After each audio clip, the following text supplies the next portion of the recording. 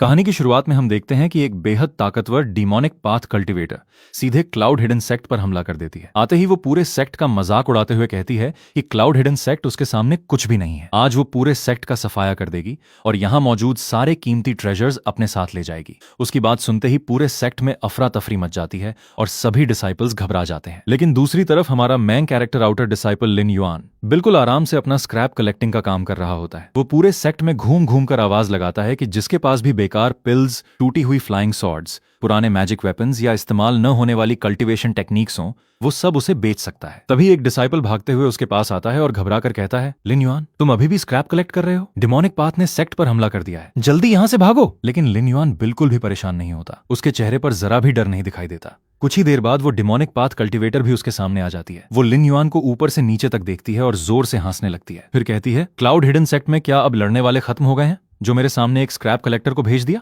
दफा हो जाओ यहाँ से, नहीं तो तुम्हें भी यहीं रिफाइन कर दूंगी। लिन युआन शांत स्वर में जवाब देता है कि वो यहाँ लड़ाई करने नहीं बल्कि सिर्फ स्क्रैप कलेक्ट करने आया है। उसकी ये बात सुनकर डिमोनिक पाथ कल्टीवेटर और भी गुस्से में आ जाती है। वो बिना किसी चेतावनी के सीधे लिन युआन पर हमला कर देती है। उसी समय लिन युआन अपने पास पड़े स्क्रैप के ढेर में हाथ डालता है और वहां से एक पुरानी तलवार निकाल लेता है। अगले ही पल वो सिर्फ एक ही वार करता है। उसकी सॉर्ड स्ट्राइक इतनी तेज होती है कि डिमोनिक पाथ कल्टीवेटर संभल भी नहीं पाती और उसी एक अटैक में हार जाती है। ये देखकर आसपास मौजूद सभी डिसाइपल्स दंग रह जाते हैं। किसी को समझ नहीं आता कि कबाड़ इकट्ठा करने वाला ये साधारण आउटर डिसाइपल आखिर इतना ताकतवर कैसे निकला। कुछ समय बाद लिन युआन अपने पास बचे हुए स्पिरिट स्टोन्स गिनता है। उसके पास केवल 48 स्पिरिट स्टोन्स बचे हैं, जिससे वो चिंतित हो जाता है। तभी इनर डिसाइपल सू युन की उसके पास आता है। उसके पास 30 खराब हो चुकी स्पिरिट गैदरिंग पिल्स होती हैं, जो अब किसी काम की नहीं रही। लिन युआन उन्हें देखकर कहता है कि वो उन सभी को 3 स्पिरिट स्टोन्स में खरीद सकता है। सू युन की पहले तो हैरान होता है, क्योंकि खराब हो चुकी पिल्स की अब कोई कीमत नहीं बची थी। लिन युआन बताता है कि वो एल्केमी का अध्ययन कर रहा है और देखना चाहता है कि क्या इन खराब पिल्स को दोबारा शुद्ध करके इस्तेमाल लायक बनाया जा सकता है। ये सुनकर सू युन की खुशी खुशी सौदा स्वीकार कर लेता है। इसके बाद सू युन की अपनी पिछली लड़ाई में टूट चुकी फ्लाइंग सॉर्ड भी लिन युआन को बेचने की बात करता है। लिन युआन बताता है कि वो केवल पिल्स ही नहीं बल्कि टूटे हुए मैजिक वेपन्स भी खरीदता है, क्योंकि वो वेपन क्राफ्टिंग का भी अध्ययन कर रहा है। इसी दौरान कहानी लिन युआन के अतीत का खुलासा करती है। वो बताता है कि अपने पिछले जीवन में वो फॉरबिडन सिटी में प्राचीन वस्तुओं की मरम्मत करने का काम करता था। एक दिन एक पुराने डबल ईयर्ड राउंड कॉल्ड्रन की मरम्मत करते समय उसका पुनर्जन्म इस कल्टीवेशन दुनिया में हो गया और वो क्लाउड हिडन सेक्ट का एक आउटर डिसाइपल बन गया। उसके साथ आया यही रहस्यमयी राइनकार्नेशन कॉल्ड्रन, उसकी सबसे बड़ी ताकत है। यही कॉल्ड्रन खराब हो चुकी पिल्स और टूटे हुए मैजिक वेपन्स को उनकी मूल अवस्था में वापस ला सकता है। इसी वजह से वो सेक्ट में बेकार समझी जाने वाली हर चीज खरीदता रहता है। धीरे धीरे इसी काम से उसने काफी स्पिरिट स्टोन्स बचा लिए। कई वर्षों तक बेहद सादा जीवन जीकर उसने लगभग 60 स्पिरिट स्टोन्स इकट्ठे किए और अपनी कल्टीवेशन को छियाई रिफाइनिंग के तीसरे स्तर तक पहुंचा दिया। बाद में राइनकार्नेशन कॉल्ड्रन से ठीक की गई पिल्स का उपयोग करने के बाद उसकी कल्टीवेशन तेजी से बढ़ी और वो सीधे शियाई रिफाइनिंग के 7वें स्तर तक पहुंच गया। इस शक्ति के साथ वो आउटर सेक्ट के मजबूत डिसाइपल में गिना जाने लगा। कुछ समय बाद आउटर सेक्ट का बदनाम डिसाइपल ले ब्याओ उसके पास आता है। वो कुछ साधारण पत्थरों को कीमती वस्तु बताकर लिन युआन को धोखा देने की कोशिश करता है। लिन युआन तुरंत समझ जाता है कि ये केवल साधारण पत्थर हैं और इन्हें खरीदने से साफ इनकार कर देता है। ले ब्याओ गुस्से में अपनी पहचान बताता है और धमकी देता है कि उसके सामने कोई इनकार नहीं करता। लेकिन लिन युआन जानता है कि ले ब्याओ हमेशा कमजोर लोगों को डराता है और ताकतवर लोगों से डरता है। अब जबकि उसकी कल्टीवेशन पहले से कहीं अधिक बढ़ चुकी है, वो उससे बिल्कुल नहीं डरता। वो साफ कह देता है कि वो पत्थर नहीं खरीदेगा और ले ब्याओ उन्हें वापस ले जाए। अपनी धमकी का कोई असर न देखकर ले ब्याओ लड़ाई शुरू कर देता है। लिन युआन भी पीछे नहीं हटता और दोनों के बीच भिड़ंत होती है। अंत में ले ब्याओ हार जाता है। जाते जाते वो इस अपमान का बदला लेने की धमकी देकर वहां से चला जाता है। ले ब्याओ के जाने के कुछ ही समय बाद एक खूबसूरत युवती लिन युआन के पास आती है। वो अपना परिचय म्यू चिंगशु के रूप में देती है और बताती है कि वो सेक्ट की एक कोर डिसाइपल है। लिन युआन तुरंत समझ जाता है कि कोर डिसाइपल होने का मतलब है कि उसकी कल्टीवेशन कम से कम फाउंडेशन एस्टेब्लिशमेंट रियल्म में है। म्यू चिंगशु पूछती है कि क्या लिन युआन सचमुच बेकार हो चुकी पिल्स और टूटे हुए मैजिक वेपन्स खरीदता है। लिन युआन विनम्रता से बताता है कि उसका काम यही है, लेकिन वो बहुत ऊंची कीमत नहीं दे सकता। म्यू चिंगशु बिना किसी हिचकिचाहट के अपनी खराब पिल्स और एक टूटी हुई फ्लाइंग सॉर्ड उसे बेच देती है। इसके बाद वो अपनी पुरानी सॉर्ड कंट्रोल टेक्निक भी बेचने का प्रस्ताव रखती है। लिन युआन इस टेक्निक को देखकर बेहद उत्साहित हो जाता है, क्योंकि यही वो चीज है जिसकी उसे सबसे ज्यादा जरूरत थी। लेकिन उसके पास केवल 7 स्पिरिट स्टोन्स ही बचे होते हैं। वो ईमानदारी से अपनी स्थिति बताता है कि एक आउटर डिसाइपल होने के कारण उसके पास इससे अधिक स्पिरिट स्टोन्स नहीं है। थोड़ी बातचीत के बाद म्यू शिंगशु 7 स्पिरिट स्टोन्स में ही टेक्निक बेचने के लिए तैयार हो जाती है। लिन युआन खुशी खुशी सौदा पूरा कर लेता है। अब उसके पास दूसरी श्रेणी की पिल्स और सॉर्ड कंट्रोल टेक्निक दोनों आ चुके होते हैं। वो सोचता है कि अगर कोई उसे इस तरह खुशी से हंसते हुए देख ले तो बेवजह शक कर सकता है। फिर वो अपनी कल्टीवेशन की सबसे बड़ी समस्या पर विचार करता है। उसकी एट्रीब्यूट लेस स्पिरिचुअल रूट के कारण वो साधारण कल्टीवेटर्स की तुलना में स्पिरिट शी बहुत कम अवशोषित कर पाता है। एक स्पिरिट कंट्रोल पिल की केवल 40% स्पिरिचुअल एनर्जी ही उसके शरीर में समा पाती है, जबकि बाकी अशुद्धियों के कारण व्यर्थ चली जाती है। इसी वजह से उसे दूसरों की तुलना में कई गुना अधिक कल्टीवेशन रिसोर्सेज की आवश्यकता पड़ती है। भारी मात्रा में पिल्स का उपयोग करने के बाद वो आखिरकार शियाई रिफाइनिंग के 10वें स्तर की ग्रेट परफेक्शन तक पहुंच जाता है। इसके बाद उसका अगला लक्ष्य फाउंडेशन एस्टैब्लिशमेंट रियल्म में ब्रेक थ्रू करना होता है। इसी समय ले ब्याओ फिर से लौटता है, लेकिन इस बार उसके साथ आउटर सेक्ट का सबसे शक्तिशाली डिसाइपल लाई फेंग भी होता है। ले ब्याओ चाहता है कि ली फेंग उसके अपमान का बदला लेफ्टिनेंट ली फेंग, जो की रिफाइनिंग के 10वें स्तर का सबसे ताकतवर डिसाइपल माना जाता है, लिन युआन को चुनौती देता है। लिन युआन बिना डरे उसका सामना करता है। वो साफ कह देता है कि अब वो पहले वाला लिन युआन नहीं रहा और किसी भी नाम से वो डरने वाला नहीं है। ली फेंग सॉर्ड कंट्रोल टेक्निक का प्रयोग करके उसे दबाने की कोशिश करता है, लेकिन थोड़ी ही देर में उसे एहसास हो जाता है कि मामला वैसा नहीं है जैसा ले ब्याओ ने बताया था। ली फेंग तुरंत अपना रवैया बदल देता है। वो कहता है कि ले ब्याओ ने उसे गलत जानकारी देकर दोनों के बीच गलतफहमी पैदा की थी। वो इस पूरे विवाद के लिए ले ब्याओ को दोषी ठहराता है और वापस जाकर उसे सबक सिखाने की बात कहता है। लिन युआन उसे तुरंत वहां से चले जाने का आदेश देता है और जाते जाते कहता है कि अपनी कटी हुई कान भी साथ ले जाए ताकि उसकी जगह गंदी न हो। इस घटना के बाद पूरे आउटर सेक्ट में लिन युआन की ताकत की चर्चा फैल जाती है। सभी डिसाइपल ये मानने लगते हैं कि जिसने ली फेंग जैसे विशेषज्ञ को भी पीछे हटने पर मजबूर कर दिया, उससे दुश्मनी लेना समझदारी नहीं होगी। हालांकि लिन युआन की एक नई समस्या सामने आती है। उसके पास स्पिरिट स्टोन्स लगभग खत्म हो चुके हैं और अब वो पहले की तरह स्क्रैप रिसाइकलिंग का काम जारी नहीं रख सकता। वो सोचता है कि अगर वो सेक्ट के भीतर बड़ी मात्रा में स्पिरिट गैदरिंग पिल्स बेचेगा तो लोग उस पर शक करने लगेंगे और उसकी सबसे बड़ी ताकत उजागर हो सकती है। इसलिए वो निर्णय लेता है कि सेक्ट के बाहर आसपास के शहरों की दुकानों में जाकर इन्हें बेचना ज्यादा सुरक्षित रहेगा। उधर ले ब्याओ की हालत देखकर बाकी डिसाइपल बताते हैं कि वो लिन युआन के डर से सेक्ट छोड़कर पहाड़ के नीचे चला गया है। ये सुनकर लिन युआन मन ही मन सोचता है कि अगर भविष्य में पहाड़ के बाहर उसका सामना ले ब्याओ से हो गया तो बिना किसी गवाह के वो इस खतरे को हमेशा के लिए समाप्त कर सकता है। इसी सोच के साथ वो भी पहाड़ से नीचे जाने की तैयारी करता है। सबसे पहले वो सेक्ट के क्वेस्ट हॉल पहुंचता है और नए सेक्ट क्वेस्ट देखने की इच्छा जताता है, लेकिन उसे बताया जाता है कि पानी ढोने और लकड़ी काटने जैसे सामान्य क्वेस्ट पहले ही लिए जा चुके हैं और नए क्वेस्ट के लिए उसे कुछ दिन इंतजार करना होगा। लिन युआन क्वेस्ट हॉल में मौजूद सीनियर ब्रदर को बताता है कि वो पानी ढोने या लकड़ी काटने जैसे सामान्य क्वेस्ट लेने नहीं आया है। उसका इरादा पहाड़ से नीचे शहर जाने का है और रास्ते में मिलने वाले ऐसे क्वेस्ट स्वीकार करने का है जो उसी दिशा में पड़ते हो। वहीं उसकी मुलाकात ल्यू छिंगपिंग से होती है। ल्यू छिंगपिंग उसका नाम पूछता है और लिन युआन विनम्रता से अपना परिचय देकर बताता है कि ये उसका पहला क्वेस्ट है, इसलिए वो उससे कुछ मार्गदर्शन चाहता है। ल्यू छिंगपिंग उसकी कल्टीवेशन देखकर प्रभावित हो जाता है। वो कहता है कि 10 दिन बाद होने वाले प्रमोशन कॉन्फ्रेंस में लिन युआन निश्चित रूप से इनर डिसाइपल बन जाएगा। वो ये भी कहता है कि चूंकि ये उसका पहला क्वेस्ट है, इसलिए उसने अब तक अपना अधिकांश समय कल्टीवेशन में लगाया होगा। संभवतः वो इस बार पहाड़ से नीचे जाकर प्रमोशन कॉन्फ्रेंस की तैयारी भी करना चाहता है। इसी कारण ल्यू छिंगपिंग उसे सलाह देता है कि वो किसी भी खतरनाक क्वेस्ट को स्वीकार न करे। अगर इस समय उसे कोई चोट लग गई तो वो प्रमोशन कॉन्फ्रेंस से वंचित रह सकता है। इसके बाद वो लिन युआन को कुछ ऐसे परचेसिंग क्वेस्ट दिखाता है जो रास्ते में ही पूरे किए जा सकते हैं। हालांकि इनका इनाम बहुत कम है और कई बार ऐसे कामों में अनजाने में किसी का राज पता चल जाने पर जान का भी खतरा हो सकता है, इसलिए अधिकांश डिसाइपल इन्हें लेना पसंद नहीं करते। इसी दौरान लिन युआन की नजर म्यू छिंगशु के क्वेस्ट पर पड़ती है। इस क्वेस्ट में 10 ब्यूटी पिल्स खरीदकर 3 दिनों के भीतर म्यू छिंगशु तक पहुंचानी होती हैं और इसके बदले 5 स्पिरिट स्टोन्स का इनाम मिलता है। लिन युआन को इनाम कुछ ज्यादा लगता है, इसलिए वो पूछता है कि इस क्वेस्ट का रिवॉर्ड इतना अधिक क्यों है। ल्यू छिंगपिंग बताता है कि ब्यूटी पिल्स की कीमत ही 3 स्पिरिट स्टोन्स प्रति पिल है और पूरा पैसा पहले अपनी जेब से देना पड़ता है। यही कारण है कि अच्छा इनाम होने के बावजूद बहुत कम लोग ये क्वेस्ट स्वीकार करते हैं। लिन युआन बिना हिचकिचाए ये क्वेस्ट स्वीकार कर लेता है। उसे याद दिलाया जाता है कि 3 दिनों के भीतर ब्यूटी पिल्स म्यू छिंगशु तक पहुंचानी होंगी, नहीं तो क्वेस्ट असफल माना जाएगा। लिन युआन आत्मविश्वास के साथ इस शर्त को स्वीकार कर पहाड़ से नीचे शहर की ओर निकल पड़ता है। शहर पहुंचकर वो एक बड़े पिल शॉप में जाता है। दुकानदार उसे साधारण ग्राहक समझकर पूछता है कि उसे क्या चाहिए। लिन युआन बताता है कि वो पिल्स बेचने आया है।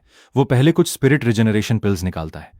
दुकानदार उनकी अच्छी गुणवत्ता देखकर उन्हें खरीदने के लिए तैयार हो जाता है। इसके बाद जब लिन युआन पूरे 100 स्पिरिट गैदरिंग पिल्स निकालता है तो दुकानदार तुरंत समझ जाता है कि इतना बड़ा सौदा बाहर नहीं किया जा सकता। वो आदरपूर्वक लिन युआन को दुकान के अंदर वाले हिस्से में ले जाता है और मैनेजर को बुलाने चला जाता है। थोड़ी देर बाद मैनेजर शियान वहां आता है। लिन युआन उससे कहता है कि उसके सेक्ट के एल्डर्स ने ये पिल्स बेचने के लिए उसे भेजा है और वो उचित कीमत चाहता है। मैनेजर चियान मन ही मन अनुमान लगाता है कि ची रिफाइनिंग स्टेज 10 की शक्ति रखने वाला कोई आउटर डिसाइपल साधारण व्यक्ति नहीं हो सकता। उसे लगता है कि इसके पीछे अवश्य ही किसी सेक्ट एल्डर का हाथ है, इसलिए वो पूरे सम्मान के साथ व्यापार करता है। वो 100 स्पिरिट गैदरिंग पिल्स के बदले 80 स्पिरिट स्टोन्स देने का प्रस्ताव रखता है। लिन युआन ये कीमत स्वीकार कर लेता है। इसके बाद वो 10 स्पिरिट नरिशिंग पिल्स भी बेचता है, जिनके बदले उसे 24 स्पिरिट स्टोन्स और मिलते हैं। सौदा पूरा होने के बाद लिन युआन ब्यूटी पिल्स के बारे में पूछता है। मैनेजर शियान बताता है कि उनकी कीमत 3 स्पिरिट स्टोन्स प्रति पिल है। लिन युआन तुरंत 10 ब्यूटी पिल्स खरीदने की इच्छा जताता है। मैनेजर शियान उसे 10% की छूट देते हुए कुल 27 स्पिरिट स्टोन्स में सभी ब्यूटी पिल्स दे देता है। इसके बाद लिन युआन पूछता है कि क्या दुकान में इलिक्सिर से संबंधित कोई पुस्तक है या मेटल एट्रीब्यूट कल्टीवेशन टेक्निक उपलब्ध है। मैनेजर शियान उसके प्रश्न सुनता है,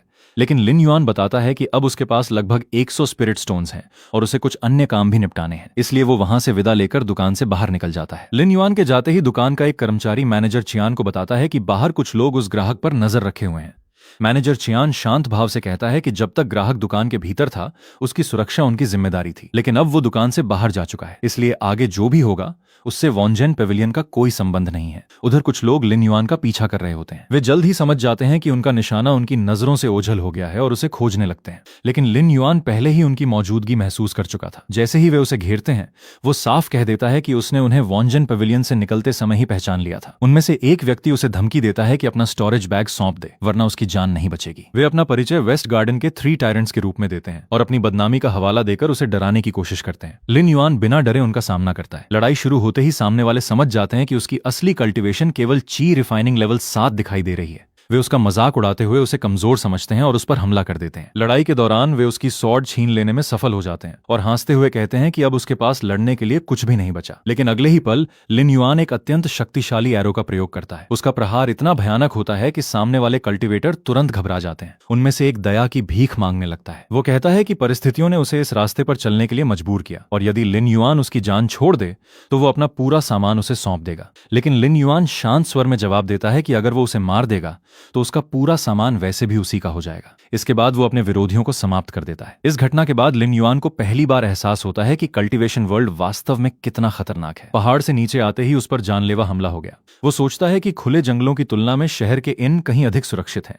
लूट में मिले सामान की जांच करते हुए उसे मेटल एट्रीब्यूट की एक सॉर्ड टेक्निक मिलती है, जिससे उसके कम से कम 100 स्पिरिट स्टोन्स बच जाते हैं। वो समझ जाता है कि कल्टीवेशन वर्ल्ड में लगातार होने वाली लड़ाइयों और लूटपाट की एक बड़ी वजह यही है कि इस तरह बहुत कम समय में भारी संपत्ति हासिल की जा सकती है। उसे हमलावरों के स्टोरेज बैग से एक बेहद दुर्लभ वस्तु भी मिलती है। वो उसे देखकर इतना प्रभावित होता है कि मजाक में उसका नाम क्वाई storage pill of the palace of leisure रख देता है। इसके अलावा उसे 6 अत्यंत दुर्लभ सेकंड ग्रेड पिल्स भी मिलती हैं। वो जानता है कि इनकी मांग बहुत अधिक है और एक पिल की कीमत भी 100 स्पिरिट स्टोन से कम नहीं होती। अगर वो इन्हें बेच दे तो आसानी से लगभग 1000 स्पिरिट स्टोन्स प्राप्त कर सकता है। अब उसकी कल्टीवेशन ग्रेड परफेक्शन तक पहुंच चुकी है और अगला कदम फाउंडेशन एस्टैब्लिशमेंट में ब्रेक थ्रू करना है। एक पल के लिए उसका मन करता है कि तुरंत एक सेकंड ग्रेड पिल खाकर ब्रेक थ्रू की कोशिश करे, लेकिन वो स्वयं को रोक लेता है। वो जानता है कि किसी साधारण इन में ब्रेक थ्रू करना बहुत खतरनाक होगा। अगर स्पिरिचुअल एनर्जी का उतार चढ़ाव दूसरों का ध्यान खींच ले तो लालची कल्टीवेटर्स उसे निशाना बना सकते हैं। इसी दौरान पास में एक महिला कल्टीवेटर और दूसरे व्यक्ति के बीच तीखी झड़प शुरू हो जाती है। महिला गुस्से में उसे डांटती है और कहती है कि उसने उसे उकसाया नहीं था, फिर भी उसने उस पर जानलेवा हमला करने की हिम्मत की। दोनों के बीच तुरंत लड़ाई छिड़ जाती है। लड़ाई के दौरान सामने वाला सॉर्ड टिप सॉर्ड टेक्निक की drawing the sword edge a prison चाल का उपयोग करता है, लेकिन ये टेक्निक इतनी स्पिरिचुअल एनर्जी खर्च करती है कि उसका बोझ तुरंत दिखाई देने लगता है। इनमें चल रही लड़ाई और भी तेज हो जाती है। सामने वाला cultivator sword tip sword technique की ताकत दिखाने की कोशिश करता है, लेकिन टेक्निक इस्तेमाल करते ही उसकी आधी स्पिरिचुअल एनर्जी एक ही पल में खत्म हो जाती है। तभी जिस महिला पर उसने हमला किया था वो पलटवार करते हुए उसे दबोच लेती है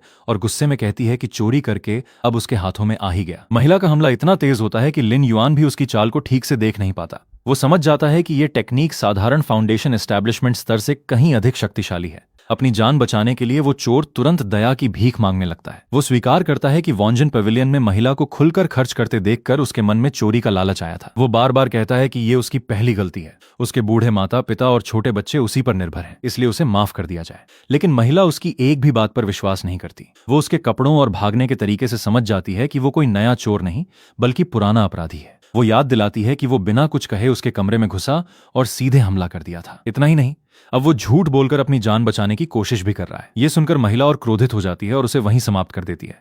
लिन युआन पूछता है कि क्या वो व्यक्ति मर चुका है। साथ आए अंकल लाई बताते हैं कि वो केवल चाय रिफाइनिंग की 9वीं स्तर का कल्टीवेटर था, इसलिए उसके बचने की कोई संभावना नहीं है। फिर वे लिन युआन का धन्यवाद करते हैं। उनका कहना होता है कि अगर लिन युआन ने मदद न की होती तो वो चोर शायद भाग निकलता। लिन युआन विनम्रता से कहता है कि उसने केवल आत्मरक्षा की थी, क्योंकि वो व्यक्ति उसके कमरे में घुसते ही हमला करने लगा था। इसके बाद वो उस महिला द्वारा इस्तेमाल की गई टेक्निक की प्रशंसा करता है और उसका नाम पूछ बैठता है। महिला तुरंत उसे रोक देती है। वो समझाती है कि किसी कल्टीवेटर से उसकी व्यक्तिगत टेक्निक के बारे में पूछना बहुत बड़ा टबू माना जाता है। फिर भी वो मानती है कि लिन युआन ने उनकी मदद की है और उसका एहसान चुकाना चाहिए। लिन युआन मुस्कुराकर कहता है कि यदि वे सचमुच धन्यवाद देना चाहते हैं तो उसे कुछ पिल्स, मैजिकल आर्टिफैक्ट्स या टेक्निक्स दे सकते हैं। टेक्निक देने से तुरंत मना कर दिया जाता है क्योंकि उनके सेक्ट की टेक्निक्स बाहरी लोगों को नहीं दी जा सकती। मैजिकल आर्टिफैक्ट्स भी अतिरिक्त नहीं है, इसलिए वे उसे कुछ पिल्स देने का निर्णय लेते हैं। लिन युआन सबसे पहले मसल स्ट्रेंथनिंग पिल्स के बारे में पूछता है। अंकल ली बताते हैं कि उनकी यंग लेडी स्वयं फाउंडेशन एस्टैब्लिशमेंट की तैयारी कर रही हैं, इसलिए फाउंडेशन एस्टैब्लिशमेंट पिल्स नहीं दी जा सकती। वे सुझाव देते हैं कि उसकी जगह दूसरी प्रकार की पिल्स ले लें। लिन युआन समझ जाता है कि अभी उसके लिए स्पिरिचुअल एनर्जी पुनः प्राप्त करने वाली पिल्स अधिक उपयोगी रहेंगी। ये सुनकर अंकल ली उसे स्पिरिचुअल एनर्जी रिकवरी पिल्स दे देते हैं। लिन युआन आदरपूर्वक उनका धन्यवाद करता है और दोनों पक्ष अपने अपने रास्ते निकल जाते हैं। जाते समय अंकल ली देखते हैं कि बाहर मौजूद कई लोग लालच भरी निगाहों से उन्हें देख रहे हैं। वे तुरंत वहां से निकलने का निर्णय लेते हैं। रास्ते में अंकल ली कहते हैं कि लिन युआन जितना दिखता है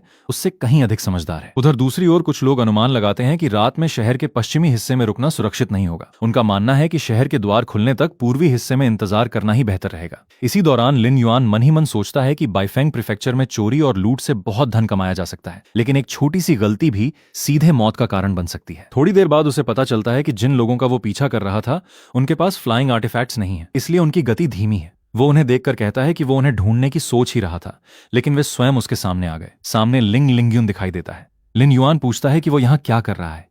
लिंग लिंग्यून बिना छिपाए कहता है कि वो उसे मारने आया है। उसका कहना है कि अगर वो ऐसा नहीं करेगा तो उसका डाउ हार्ट प्रभावित हो जाएगा, लेकिन परिस्थिति अचानक बदल जाती है। लिंग लिंग्यून का साथी डरकर सच्चाई बता देता है। वो बार बार दया की भीख मांगते हुए कहता है कि ये सब लेई ब्याओ की योजना थी और वही उसे इस काम में घसीट कर लाया था। उसका दावा होता है कि वो स्वयं ऐसा नहीं करना चाहता था। लिन युआन उन्हें परास्त कर देता है। उनके स्टोरेज बैग की जांच करने पर उसे बड़ी मात्रा में स्पिरिट स्टोन्स और कल्टीवेशन रिसोर्सेज मिलते हैं।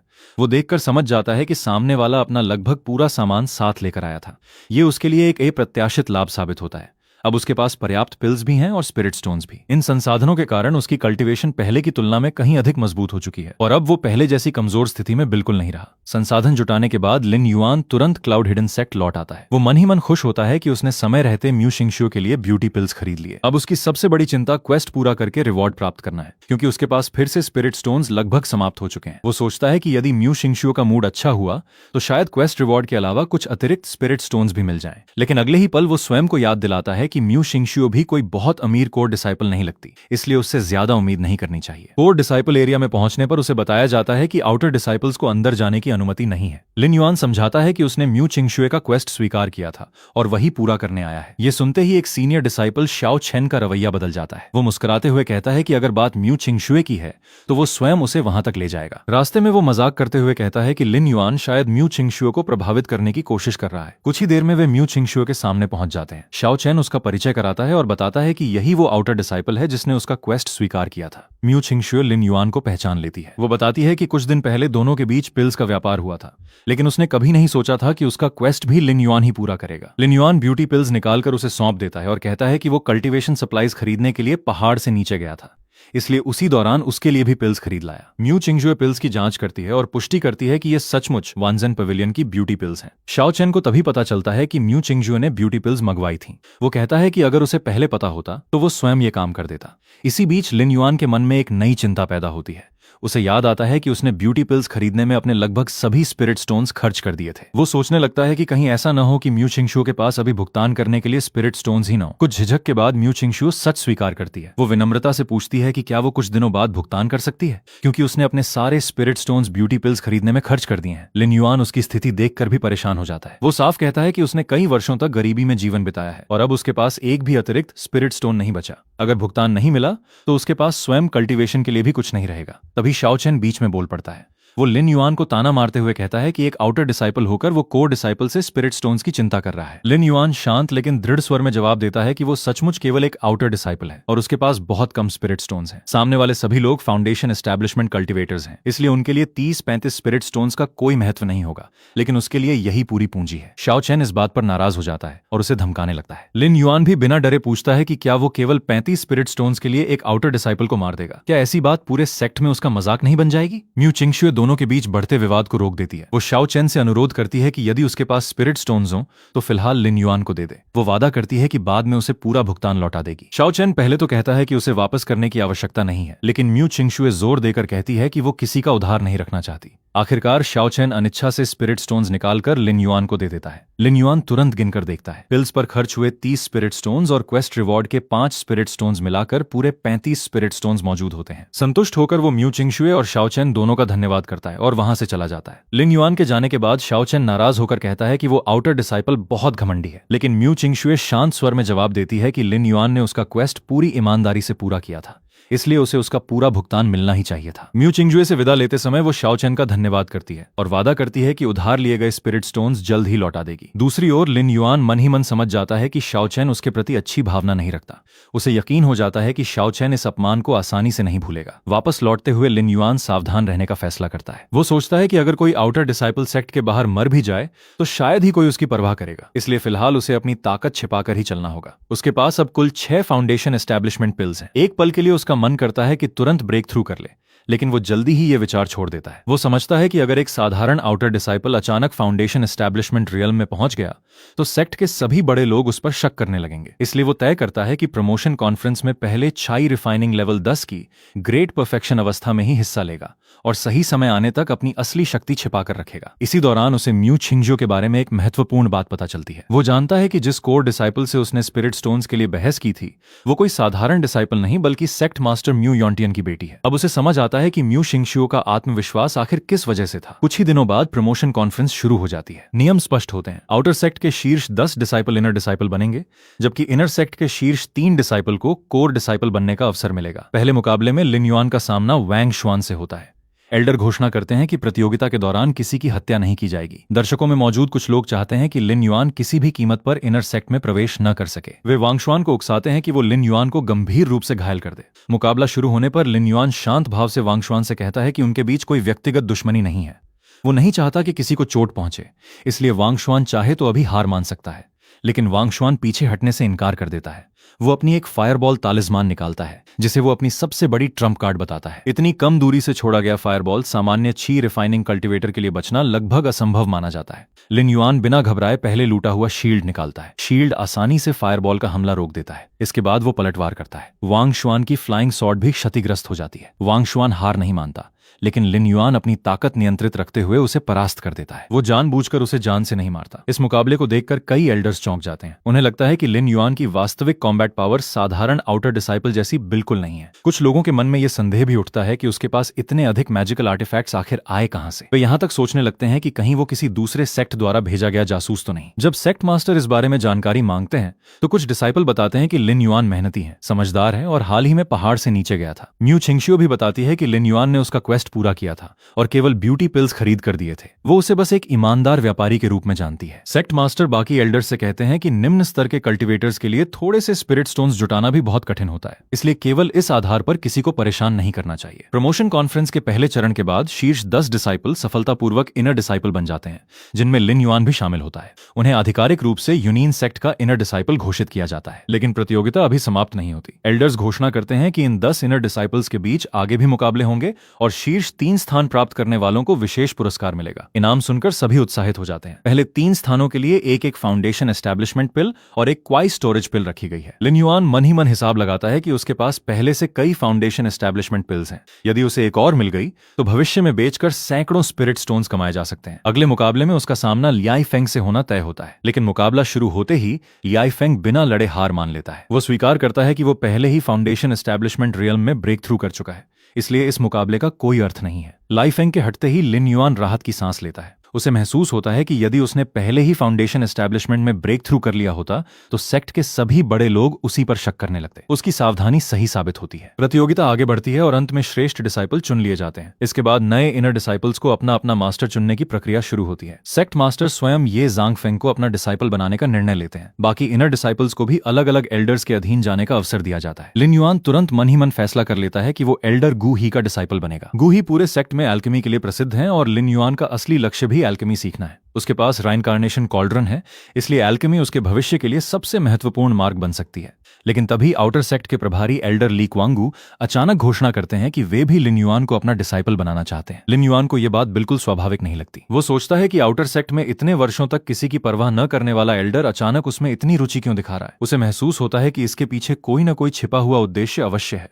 वो विनम्रता से कहता है कि बचपन से ही उसका झुकाव एल्केमी की ओर रहा है और वो एल्डर गू ही से सीखना चाहता है। ली क्वांगू उसे समझाने की कोशिश करते हैं कि वे भी पिल्स बना सकते हैं और उसे सिखा सकते हैं, लेकिन लिन युआन सम्मान बनाए रखते हुए जवाब देता है कि एल्केमी के मामले में एल्डर गू ही कहीं अधिक योग्य हैं। दोनों एल्डर्स के बीच इस बात को लेकर बहस शुरू हो जाती है। आखिरकार सेक्ट मास्टर बीच में हस्तक्षेप करते हैं और कहते हैं कि यदि डिसाइपल स्वयं एल्डर गू ही के साथ जाना चाहता है तो उसकी इच्छा का सम्मान किया जाना चाहिए। इस तरह लिन युआन सफलतापूर्वक एल्डर गू ही का डिसाइपल बन जाता है। हालांकि ली क्वांगू इस निर्णय से बिल्कुल खुश नहीं होते। लिन युआन उनके व्यवहार से और भी आश्वस्त हो जाता है कि उनके इरादे साफ नहीं है। दूसरी ओर वो मन ही मन ये भी सोचता है कि आज रात फाउंडेशन एस्टैब्लिशमेंट में ब्रेक थ्रू करने के बाद यदि शाओ चेन भी उसी स्तर पर होगा तो भविष्य में दोनों के बीच टकराव होना लगभग तय है। इसी दौरान एक इनर डिसाइपल जूनियर सिस्टर थाओ उससे मिलने आती है। वो लिन युआन से अनुरोध करती है कि वो अपनी फाउंडेशन एस्टैब्लिशमेंट पिल उसे बेच दे। लिन युआन तुरंत मना कर देता है। वो जानता है कि यदि उसने ये पिल बेच दी तो बाद में फाउंडेशन एस्टैब्लिशमेंट रियल्म में पहुंचने पर वो अपनी शक्ति का स्रोत किसी को समझा नहीं पाएगा, इसलिए ये पिल उसके लिए एक महत्वपूर्ण आवरण भी है। जूनियर सिस्टर थाओ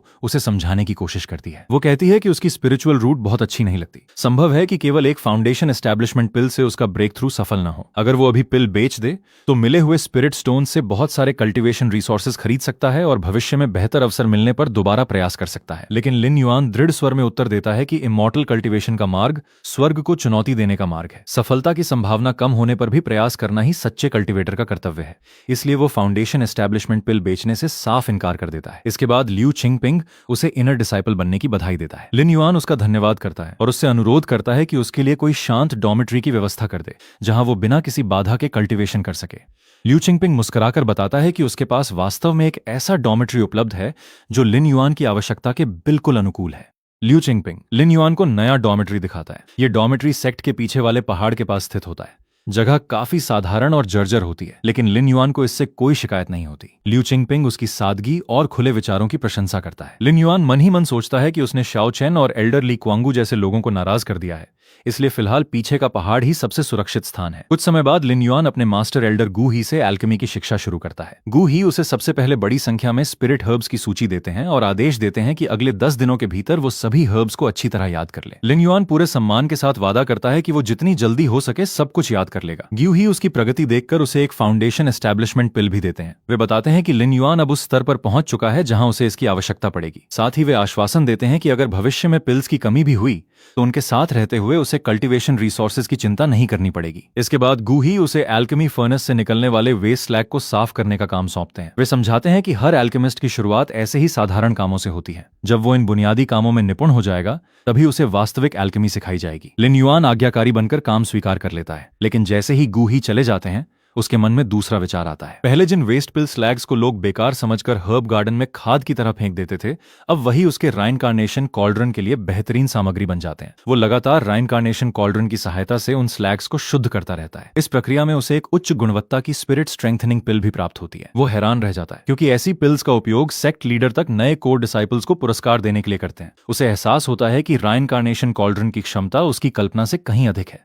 इसके बाद लिन युआन फाउंडेशन एस्टैब्लिशमेंट पिल लेकर ब्रेक थ्रू की तैयारी शुरू करता है। जैसे ही वो पिल की स्पिरिचुअल एनर्जी को अवशोषित करना शुरू करता है, उसे महसूस होता है कि उसकी गुणवत्ता उसकी वर्तमान क्षमता से कहीं अधिक है। उसकी अशुद्ध स्पिरिचुअल रूट के कारण स्पिरिचुअल एनर्जी का रूपांतरण बहुत कम हो पाता है और अधिकांश ऊर्जा व्यर्थ चली जाती है। वो मन ही मन हिसाब लगाता है कि इस ब्रेक थ्रू में 4 से 500 स्पिरिट स्टोन्स के बराबर कल्टीवेशन रिसोर्सेज खर्च हो गए। इतना धन तो एक साधारण कल्टीवेटर पूरी जिंदगी में भी नहीं जुटा सकता। उसे फिर एहसास होता है कि कल्टीवेशन का मार्ग वास्तव में एक अंतहीन खर्च वाला रास्ता है। काफी प्रयास के बाद आखिरकार उसका ब्रेक थ्रू सफल हो जाता है। लिन युआन आधिकारिक रूप से फाउंडेशन एस्टैब्लिशमेंट रियल्म में प्रवेश कर जाता है। ब्रेक थ्रू के बाद वो अपने शरीर में आए बदलावों को महसूस करता है। उसकी मेरिडियंस पहले की तुलना में कई गुना चौड़ी हो चुकी हैं और स्पिरिचुअल एनर्जी की गुणवत्ता भी काफी बेहतर हो गई है। लेकिन इतनी बड़ी मेरिडियंस को भरने के लिए अब पहले से कहीं अधिक स्पिरिचुअल एनर्जी की आवश्यकता होगी। वो मन ही मन स्वीकार करता है कि यदि उसके पास रिइनकार्नेशन कॉल्ड्रन न होता तो अपनी खराब स्पिरिचुअल रूट के कारण शायद वो कभी फाउंडेशन एस्टैब्लिशमेंट एस्टैब्लिशमेंट रियल्म तक पहुंच ही नहीं पाता। अब उसे पूरी तरह समझ आ जाता है कि कल्टीवेशन वर्ल्ड में इतने सारे निम्न स्तर के कल्टीवेटर्स क्यों लूटपाट और हत्या का रास्ता चुन लेते हैं। ब्रेक थ्रू के बाद वो ये भी समझता है कि अब साधारण निम्न गुणवत्ता वाली पिल्स उसके किसी काम की नहीं रही। आगे से स्पिरिचुअल एनर्जी की पूर्ति के लिए उसे केवल स्पिरिट सर्कुलेशन पिल्स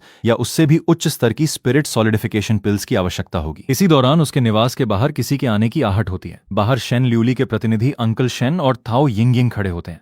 लिन युआन उनका स्वागत करता है और सोचता है कि वे शायद उसके मास्टर से मिलने आए होंगे, लेकिन उन्हें गू ही के सिक्लूजन में होने की जानकारी दी जाती है। तब अंकल शेन बताते हैं कि वे वास्तव में लिन युआन से मिलने आए हैं। ताओ यिंग फिर से वही फाउंडेशन एस्टैब्लिशमेंट पिल खरीदना चाहती है जिसे कुछ दिन पहले लिन युआन बेचने से इनकार कर चुका था। अंकल शेन उसे खुलकर कीमत बताने के लिए कहते हैं, लेकिन तभी वे महसूस करते हैं कि लिन युआन पहले ही फाउंडेशन एस्टैब्लिशमेंट रियल्म में ब्रेक थ्रू कर चुका है। वे आश्चर्यचकित रह जाते हैं कि साधारण स्पिरिचुअल रूट वाला लिन युआन केवल एक फाउंडेशन एस्टैब्लिशमेंट पिल के सहारे सफल हो गया, जबकि कई लोग कई पिल्स होने के बावजूद अभी तक ब्रेक थ्रू नहीं कर पाए हैं। लिन युआन केवल मुस्कुराकर कहता है कि उसने बस एक बार प्रयास किया और संयोग से सफल हो गया। ये सुनकर दोनों उसे बधाई देते हैं। क्योंकि अब उसे फाउंडेशन एस्टैब्लिशमेंट पिल की आवश्यकता नहीं रही, वे बिना जिद किए वहां से लौट जाते हैं। जाते जाते अंकल शेन कहते हैं कि जब गू ही सिक्लूजन से बाहर आए तो उन्हें अवश्य सूचित किया जाए, क्योंकि उन्हें फाउंडेशन एस्टैब्लिशमेंट पिल्स तैयार करवानी है। उनके जाने के बाद लिन युआन को हर्ब गार्डन में कुछ अत्यंत दुर्लभ स्पिरिट हर्ब्स मिलते हैं। उनमें हजारों वर्ष पुराने हेवनली स्पिरिट ग्रास भी शामिल होते हैं, जो फाउंडेशन एस्टैब्लिशमेंट पिल्स और स्पिरिट स्ट्रेंथनिंग मेडिसिन का मुख्य घटक है। वो समझ जाता है कि यदि इन्हें बेचा जाए तो आसानी से कई 100 स्पिरिट स्टोन्स मिल सकते हैं। 3000 वर्ष पुराने स्पिरिट हर्ब्स मिलने के बाद उसे लगता है कि भविष्य के कल्टीवेशन रिसोर्सेज की बड़ी समस्या फिलहाल हल हो गई है। कुछ समय बाद गू ही अपनी एल्केमी सिक्लूजन पूरी करके लौटते हैं। लिन युआन मजाक में उनके चेहरे की ओर देखकर अनुमान लगाता है कि शायद एल्केमी फर्नेस फिर से फट गया होगा। जब गू ही देखते हैं कि लिन युआन पहले ही फाउंडेशन एस्टैब्लिशमेंट रियल्म में पहुंच चुका है तो वे प्रसन्न हो जाते हैं। वे बताते हैं कि उनका इरादा उसके लिए फाउंडेशन एस्टैब्लिशमेंट पिल्स तैयार करने का था, लेकिन उसने स्वयं ही ब्रेक थ्रू कर लिया। फिर भी वे उसे 2 फाउंडेशन एस्टैब्लिशमेंट पिल्स दे देते हैं और सलाह देते हैं कि अब इनका उपयोग कल्टीवेशन पिल्स के बदले लेन देन में किया जा सकता है। इसके बाद गू ही हर्ब गार्डन की स्थिति देखने जाते हैं। लिन युआन घबरा जाता है क्योंकि उसने लगभग सभी उपयोगी हर्ब्स निकालकर रीइंकार्नेशन कॉल्ड्रन से उनकी मरम्मत की थी। उसे डर लगता है कि कहीं मास्टर नाराज न हो जाए, लेकिन गू ही उल्टा उसकी मेहनत की प्रशंसा करते हैं। उन्हें लगता है कि हर्ब गार्डन पहले से कहीं बेहतर स्थिति में है और लिन युआन ने उसकी बहुत अच्छी देखभाल की है। बातों बातों में लिन युआन उन्हें बताता है कि उनकी अनुपस्थिति में शेन ल्यूली फाउंडेशन एस्टैब्लिशमेंट पिल्स के बारे में पूछने आई थी। गू ही ये सुनते ही तुरंत उत्साहित हो जाते हैं और कहते हैं कि अगर शेन ल्यूली को पिल्स चाहिए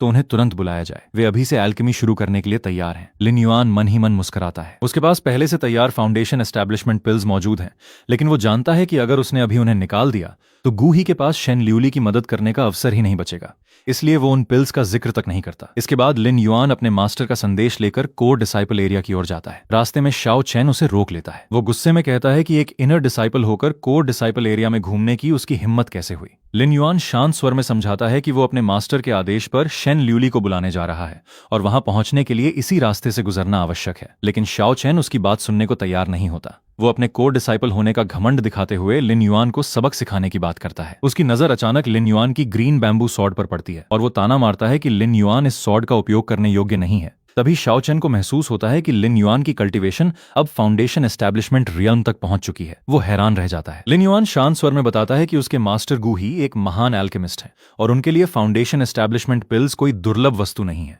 इसलिए उसका ब्रेक थ्रू कोई असंभव बात नहीं है। हालांकि शाओ चैन उसे चेतावनी देता है कि फाउंडेशन एस्टैब्लिशमेंट रियल्म में पहुंच जाने से वो कोर डिसाइपल नहीं बन जाता। वो अभी भी केवल एक इनर डिसाइपल है और अपनी सीमाएं नहीं भूलनी चाहिए। लिन युआन बिना डरे जवाब देता है कि वो केवल अपने मास्टर का संदेश पहुंचा रहा है। यदि शाओ चैन उसे रोकता रहेगा तो वास्तव में वही गू ही के महत्वपूर्ण कार्य में बाधा डाल रहा होगा। शाओ चैन गुस्से में कहता है कि वो एल्डर गू ही के नाम से उसे डराने की कोशिश न करे, लेकिन लिन युआन उसकी बातों पर ध्यान दिए बिना आगे बढ़ जाता है। इसी दौरान वहां मौजूद एक महिला डिसाइपल शाओ चैन को याद दिलाती है कि लिन युआन अब फाउंडेशन एस्टैब्लिशमेंट रियल्म का कल्टीवेटर है। यदि सेक्ट लीडर को इस विवाद की जानकारी भी मिली तो शायद उसे कोई कठोर दंड नहीं मिलेगा। आखिरकार लिन युआन शेन ल्यूली के निवास पर पहुंच जाता है और बताता है कि उसका मास्टर सिक्लूजन से बाहर आ चुके हैं तथा फाउंडेशन एस्टैब्लिशमेंट पिल्स तैयार करने के लिए उन्हें बुला रहे हैं।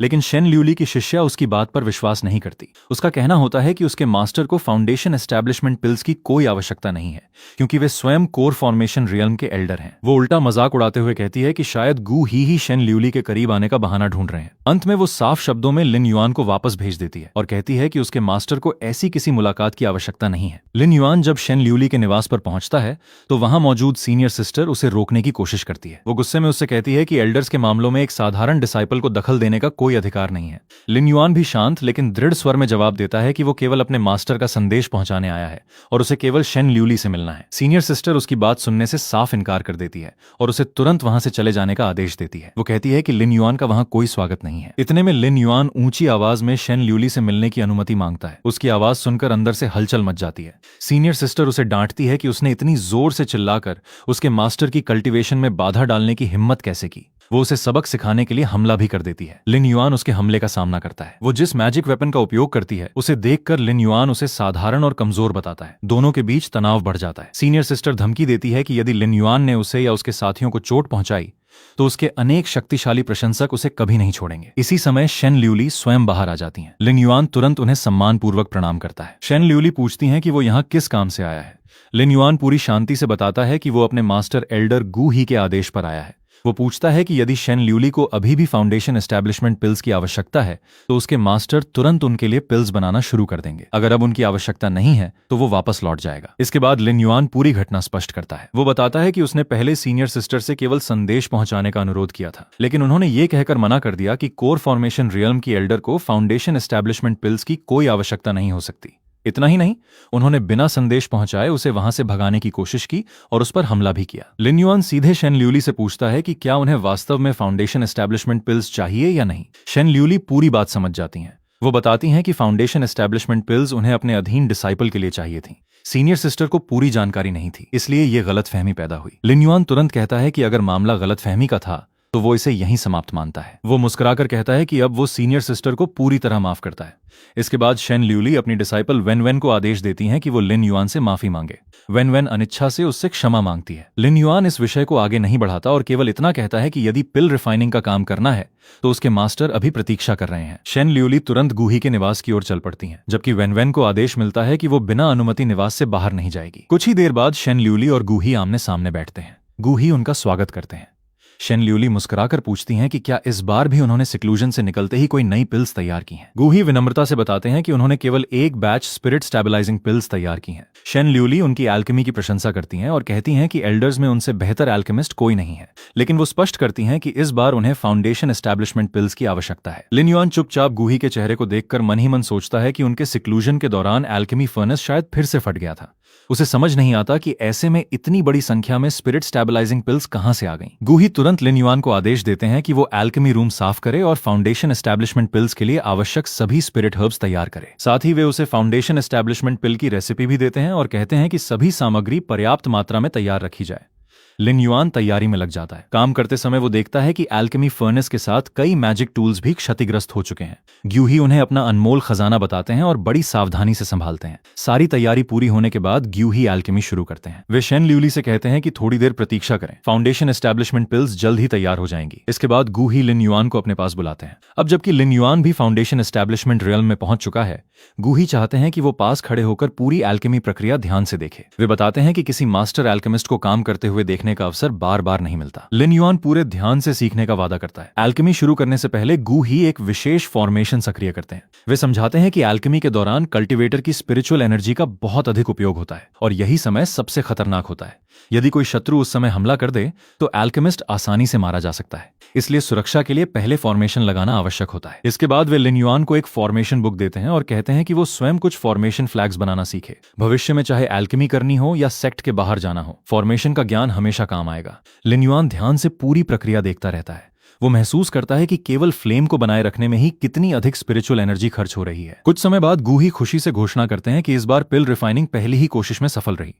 वे स्वयं को लेकर बेहद प्रसन्न दिखाई देते हैं और तैयार फाउंडेशन एस्टैब्लिशमेंट पिल्स लेकर शेन ल्यूली को देने चले जाते हैं। जाने से पहले वे लिन युआन से कहते हैं कि उन्होंने 2 सेट स्पिरिट हर्ब्स तैयार किए थे। अब लिन युआन भी स्वयं फाउंडेशन एस्टैब्लिशमेंट पिल बनाने का प्रयास कर सकता है। वे स्पष्ट करते हैं कि यह केवल अभ्यास के लिए है। यदि एल्केमी असफल भी हुई तो चिंता की कोई बात नहीं। लिन युआन मन ही मन मुस्कुरा उठता है। उसे पता है कि उसके पास राइनकार्नेशन कॉल्ड्रन है, इसलिए यदि सामग्री उपलब्ध हो तो उसके लिए पिल रिफाइनिंग लगभग 100% सफल रहेगी। ग्यूही लौटने के बाद लिन युआन की प्रशंसा करते हैं और सलाह देते हैं कि एल्केमी में कभी भी जल्दबाजी नहीं करनी चाहिए, हमेशा धैर्य और स्थिरता के साथ अभ्यास करना चाहिए। लिन युआन आदरपूर्वक उनकी सीख स्वीकार करता है। इसके बाद गूही उसे आदेश देते हैं कि एल्केमी रूम साफ करके वापस जाकर कल्टीवेशन करे। साथ ही वे बताते हैं कि कुछ दिनों में सेक्ट में एक बहुत बड़ा अभियान शुरू होने वाला है। लिन युआन उत्सुक उत्सुकता से कारण पूछता है। गू ही उसे ये ज़ांग फेंग की घटना याद दिलाते हैं, वही डिसाइपल जिसने प्रमोशन कॉन्फ्रेंस से पहले अपनी वास्तविक कल्टीवेशन छिपा रखी थी। गू ही बताते हैं कि ये ज़ांग फेंग को सेक्ट के पूर्वी पहाड़ों में एक मृत कल्टीवेटर का शरीर मिला था। वो cultivator late foundation establishment realm का था, लेकिन गू ही के अनुसार सबसे महत्वपूर्ण बात वो मृत कल्टीवेटर नहीं बल्कि उसकी मृत्यु का स्थान है। सेक्ट मास्टर ने जांच के बाद अनुमान लगाया है कि वहां कभी एक नेसेंट सोल एक्सपर्ट का निवास था, जो लंबे समय तक एक फॉर्मेशन से छिपा हुआ था। अब वो फॉर्मेशन टूट चुका है और पूरा निवास पहली बार सामने आया है। वे बताते हैं कि वर्तमान सेक्ट मास्टर स्वयं केवल लेट कोर फॉर्मेशन रियल्म तक पहुंचे हैं। ऐसे में नासेंट सोल एक्सपर्ट के निवास में कितने दुर्लभ खजाने और अवसर छिपे होंगे, इसकी कल्पना भी नहीं की जा सकती। फिलहाल पूरा क्षेत्र घने कोहरे से ढका हुआ है। कुछ दिनों बाद सेक्ट मास्टर स्वयं सेक्ट के श्रेष्ठ डिसाइपल्स को लेकर वहां जाने वाले हैं। अब जबकि लिन युआन भी फाउंडेशन एस्टैब्लिशमेंट रियल्म का डिसाइपल है, वो भी इस अभियान में भाग ले सकता है। संभव है कि वहां उसे कोई बड़ा अवसर मिल जाए। लिन युआन पूरे सम्मान के साथ इस अवसर के लिए अपने मास्टर का धन्यवाद करता है और पूरी तैयारी करने का वादा करता है। गू ही उसे हर्ब गार्डन का काम कुछ दिनों के लिए छोड़कर केवल अभियान की तैयारी पर ध्यान देने को कहते हैं। कुछ समय बाद लिन युआन फिर से अपना पुराना स्क्रैप रिसाइकलिंग का काम शुरू कर देता है। सू युनकी उससे मिलने आता है और पूछता है कि क्या वो अभी भी टूटे फूटे मैजिक वेपन्स और बेकार सामान खरीदता है। लिन युआन बिना झिझक कहता है कि उसका ये काम अभी भी जारी है। वो जानता है कि नेसेंट सोल एक्सपर्ट के निवास जैसी खतरनाक जगह में जाने से पहले उसे अपनी सुरक्षा के लिए मजबूत डिफेंसिव मैजिक वेपन्स खरीदने होंगे। इसके लिए उसे पहले पर्याप्त स्पिरिट स्टोन्स जुटाने होंगे। सुयुनकी अपने पास बची हुई कई पुरानी वस्तुएं उसे बेच देता है। लिन युआन उनकी जांच करके 5 स्पिरिट स्टोन्स की कीमत लगाता है, जिसे सुयुनकी तुरंत स्वीकार कर लेता है। इसके बाद दूसरे डिसाइपल भी लिन युआन से पूछने लगते हैं कि वो दोबारा स्क्रैप रिसाइकलिंग का काम कब शुरू करेगा। लिन युआन उन्हें भरोसा दिलाता है कि जैसे ही वो ये सामान बेचकर फिर से पर्याप्त स्पिरिट स्टोन्स इकट्ठे कर लेगा, वो वापस आकर सभी के साथ पहले की तरह व्यापार करेगा। लिन युआन अपने पास इकट्ठा किए गए सामान की जांच करता है। उसे श्वेनहुआ एक्स एक बेहद शक्तिशाली मैजिक वेपन लगता है, जिसे बेचकर अच्छी कीमत मिल सकती है। वहीं 7 स्टार फ्लाइंग सॉर्ड उसे इतनी पसंद आती है कि वो उसे अपने पास रखने का फैसला करता है। बाकी बड़ी मात्रा में मौजूद स्पिरिट गैदरिंग पिल्स बेचने की योजना बनाता है। वो हिसाब लगाता है कि इन पिल्स को तैयार करने में लगभग 200 स्पिरिट स्टोन्स खर्च हुए थे। अगर वो सब कुछ बेच दे तो कम से कम 1000 स्पिरिट स्टोन्स मिल सकते हैं। इतनी संपत्ति के साथ वो फाउंडेशन एस्टैब्लिशमेंट रियल्म के कल्टीवेटर्स में भी एक धनी व्यक्ति बन जाएगा। इसी बीच एल्डर ली क्वांगू उससे मिलने आ जाते हैं। लिन युआन उन्हें देखते ही सतर्क हो जाता है। उसे याद आता है कि प्रमोशन कॉन्फ्रेंस से ही ली क्वांगू उसके प्रति असामान्य रुचि दिखा रहे थे। अब अचानक उसके पास आने का मतलब निश्चित ही कोई साधारण मुलाकात नहीं है। ली क्वांगू सबसे पहले ये देखकर आश्चर्य व्यक्त करते हैं कि लिन युआन सचमुच फाउंडेशन एस्टैब्लिशमेंट रियल्म में पहुंच चुका है। वे उसकी प्रशंसा करते हुए कहते हैं कि उन्होंने कभी नहीं सोचा था कि एक आउटर डिसाइपल इतना बड़ा कल्टीवेशन जीनियस निकलेगा। लिन युआन विनम्रता से पूरा श्रेय अपने मास्टर एल्डर गू ही को देता है। वो कहता है कि अगर मास्टर ने उसे फाउंडेशन एस्टैब्लिशमेंट पिल न दी होती तो वो कभी ब्रेक थ्रू नहीं कर पाता। ली क्वांगू तुरंत फाउंडेशन एस्टैब्लिशमेंट पिल्स की बात पकड़ लेते हैं। वे पूछते हैं कि क्या गू ही के पास अभी भी कुछ अतिरिक्त पिल्स बची हैं, क्योंकि उनके कई डिसाइपल भी फाउंडेशन एस्टैब्लिशमेंट की तैयारी कर रहे हैं। लिन युआन शांत स्वर में जवाब देता है कि हाल ही में शेन ल्यूली भी फाउंडेशन एस्टैब्लिशमेंट पिल्स के लिए उसके मास्टर से मिल चुकी हैं। यदि ली क्वांगू को भी आवश्यकता हो तो वे सीधे गू ही से बात कर सकते हैं। लेकिन ली क्वांगू का असली उद्देश्य अब सामने आने लगता है। वे कहते हैं कि आउटर सेक्ट के प्रभारी होने के नाते उन्हें सभी प्रतिभाशाली डिसाइपल्स की जानकारी रहती है, फिर भी उन्हें लिन युआन कभी याद नहीं रहा। जबकि प्रमोशन कॉन्फ्रेंस में वो अचानक सबसे अलग दिखाई दिया और थोड़े ही समय में फाउंडेशन एस्टैब्लिशमेंट रियल्म तक पहुंच गया। वे सीधे पूछते हैं कि ये सब कैसे हुआ। लिन युआन पहले की तरह विनम्रता बनाए रखता है। वो कहता है कि शायद एल्डर अपने कामों में इतने व्यस्त रहते हैं कि पहले उस पर ध्यान नहीं गया होगा। ली क्वांगू उसकी बात से संतुष्ट नहीं होते। वे कहते हैं कि कल्टीवेटर्स को अवसर मिलना सामान्य बात है, लेकिन कई अवसर अपने साथ खतरे भी लाते हैं। अगर लिन युआन उन्हें अपनी अपॉर्चुनिटी के बारे में बता दे तो वे उसकी हर समस्या सुलझा सकते हैं। लिन युआन तुरंत समझ जाता है कि एल्डर की असली नजर उसके राइनकार्नेशन कॉल्ड्रन पर है। वो मन ही मन सोचता है कि अगर कोई उस रहस्य को हासिल करना चाहता है तो उसे पहले उसकी जान लेनी होगी। बाहर से वो पूरी शांति के साथ जवाब देता है कि उसके पास कोई विशेष अपॉर्चुनिटी कभी नहीं रही। उसने हमेशा सेक्ट के भीतर रहकर मेहनत से कल्टीवेशन की है और आज जो कुछ भी हासिल किया है वो केवल अपनी लगन की वजह से है। यदि एल्डर को विश्वास न हो तो वे स्वयं जांच कर सकते हैं। ली क्वांगू का चेहरा गंभीर हो जाता है। वे धमकी भरे स्वर में कहते हैं कि यदि लिन युआन सच नहीं बताएगा तो सोल सर्च करके उसकी आत्मा और स्मृतियों से सभी रहस्य निकाल लिए जाएंगे। ऐसा करने के बाद चाहे उसकी आत्मा बच भी जाए, वो जीवन भर के लिए मूर्ख बन जाएगा। लिन युआन बिना डरे कहता है कि यदि एल्डर को उस पर विश्वास नहीं है तो वे जो उचित समझे कर सकते हैं। उसके पास छिपाने के लिए कोई अवसर नहीं है। ये सुनकर ली क्वांगू अचानक अपना रवैया बदल लेते हैं। वे हंसते हुए कहते हैं कि वे केवल मजाक कर रहे थे। क्लाउड हिडन सेक्ट का एल्डर होकर वो अपने ही डिसाइपल पर कैसे हाथ उठा सकते हैं। जाते जाते वे लिन युआन को सलाह देते हैं कि फिलहाल सेक्ट से बाहर न निकले। भविष्य में सेक्ट के भीतर भी बहुत से अवसर मिलने वाले हैं और बाहर जाने पर अनहोनी हो सकती है। लेकिन लिन युआन उनकी बातों का असली अर्थ समझ जाता है। उसे महसूस होता है कि यह सलाह नहीं बल्कि खुली चेतावनी है। यदि वो सेक्ट से बाहर निकला तो ली कुआंगू अवश्य उसके खिलाफ कोई गुप्त चाल चलेंगे। कुछ समय बाद लिन युआन ल्यू चिंगपिंग के पास पहुंचता है और बताता है कि उसे कुछ सामान खरीदने के लिए सिवान सिटी जाना है। वो केवल नियम के अनुसार अपनी यात्रा की सूचना देने आया है। ल्यू चिंगपिंग बताता है कि इन दिनों कई डिसाइपल भी सिवान सिटी जा रहे हैं, क्योंकि आने वाले अभियान की तैयारी के लिए सभी को कल्टीवेशन रिसोर्सेज और मैजिक वेपन्स खरीदने हैं। वो लिन युआन को सावधानी से जाने और जल्दी लौट आने की सलाह देता है। लेकिन लिन युआन के निकलते ही ली कुआंगू के मन में लालच जाग उठता है। वो सोचता है कि अब लिन युआन की अपॉर्चुनिटी जल्द ही उसकी हो जाएगी। ली कुआंगू पूरी गति से सिवान सिटी पहुंचते हैं, लेकिन वहां जाकर उन्हें पता चलता है कि लिन युआन वहां आया ही नहीं। तब उन्हें एहसास होता है कि लिन युआन ने जानबूझकर गलत सूचना दी थी ताकि उसका पीछा करने वाले भ्रमित हो जाएं। वास्तव में लिन युआन पूरी तरह अलग दिशा में स्थित नानजिया सिटी पहुंच चुका होता है। वो मन ही मन मुस्कुराते हुए सोचता है कि अब देखता है ली कुआंगू उसे कैसे ढूंढते हैं। नानजिया सिटी पहुंचकर वो एक बड़े मैजिक वेपन शॉप में जाता है। दुकानदार उसका स्वागत करते हुए बताता है कि उनकी दुकान में कल्टीवेशन टेक्निक्स, पिल्स, फॉर्मेशंस और हर प्रकार के मैजिक वेपन्स उपलब्ध हैं। लिन युआन एक शक्तिशाली डिफेंसिव मैजिक वेपन खरीदना चाहता है। तभी दुकानदार उसे एक विशेष वस्तु दिखाता है जिसे डैनबाओ कहा जाता है। दुकानदार बताता है कि ये कोर फॉर्मेशन कल्टीवेटर द्वारा अपनी कल्टीवेशन से बनाया गया एक दुर्लभ मैजिकल ट्रेजर है। इसे केवल एक बार इस्तेमाल किया जा सकता है, लेकिन एक बार सक्रिय होने पर यह कोर फॉर्मेशन एक्सपर्ट की पूरी शक्ति के बराबर हमला कर सकता है। इसकी कीमत 500 स्पिरिट स्टोन्स बताई जाती है। इतनी कम कीमत पर इतनी शक्तिशाली वस्तु देखकर लिन युआन को तुरंत शक होता है। वो दुकानदार से पूछता है कि इसकी कोई सीमा अवश्य होगी। दुकानदार हंसते हुए सच बता देता है कि डानबाओ केवल एक ही बार उपयोग किया जा सकता है, लेकिन संकट के समय वही एक मौका किसी की जान भी बचा सकता है। लिन युआन कीमत कम करने की कोशिश करता है। वो कहता है कि 500 स्पिरिट स्टोन्स उसके लिए बहुत अधिक हैं। दुकानदार उसे याद दिलाता है कि कुछ ही समय पहले उसने इसी दुकान में लगभग 1000 स्पिरिट स्टोन्स का सामान बेचा था, इसलिए उसके गरीब होने की बात पर विश्वास करना मुश्किल है। लिन युआन मुस्कुराकर जवाब देता है कि वो सामान उसका व्यक्तिगत नहीं था, बल्कि सेक्ट के कई डिसाइपल्स का था। दुकानदार कीमत कम तो नहीं करता, लेकिन कहता है कि यदि लिन युआन डानबाओ खरीद लें तो वो उसे एक अतिरिक्त वस्तु मुफ्त में चुनने देगा। लिन युआन तुरंत उन वस्तुओं में से एक विशेष फॉर्मेशन चुनता है। दुकानदार बताता है कि इसका नाम इल्यूजनरी 5 एलिमेंट्स अरे है। ये एक ट्रैपिंग फॉर्मेशन है जिसमें फंस जाने पर कोर फॉर्मेशन एक्सपर्ट तक आसानी से बाहर नहीं निकल पाते। लिन युआन समझ जाता है कि आने वाले अभियान में ये फॉर्मेशन उसकी सुरक्षा के लिए बेहद उपयोगी रहेगा, इसलिए वो डैनबाओ के साथ यही फॉर्मेशन भी ले लेता है। सामान खरीदने के बाद जब वो वापस लौट रहा होता है, तभी रास्ते में एक महिला कल्टीवेटर घबराई हुई उसकी ओर भागती है। वो मदद की गुहार लगाते हुए कहती है कि डीमन साउंड सेक्ट का एक कल्टीवेटर उसका पीछा कर रहा है। लिन युआन डीमन साउंड सेक्ट का नाम सुनते ही सतर्क हो जाता है। वो जानता है कि टियान्युआन कॉन्टिनेंट में ये एक कुख्यात डिमोनिक सेक्ट है। महिला लगातार उससे विनती करती है कि दोनों मिलकर उस दुश्मन का सामना करें, लेकिन लिन युआन साफ कह देता है कि वो कोई धर्मात्मा नायक नहीं है और दूसरों के मामलों में दखल नहीं देना चाहता। तभी डीमन साउंड सेक्ट का कल्टीवेटर सामने आ जाता है। वो लिन युआन का मजाक उड़ाते हुए पूछता है कि क्या वो सुंदर महिला को बचाने वाला नायक बनना चाहता है। लिन युआन शांत स्वर में कहता है कि उसका इस विवाद से कोई संबंध नहीं है और वो केवल अपने रास्ते जाना चाहता है। महिला फिर से उसे उकसाती है। वो कहती है कि सामने वाला ब्लड मैडमैन है और क्या लिन युआन सचमुच उसे उसके हाथों में छोड़ देगा। लिन युआन पूरे घटनाक्रम का विश्लेषण करता है।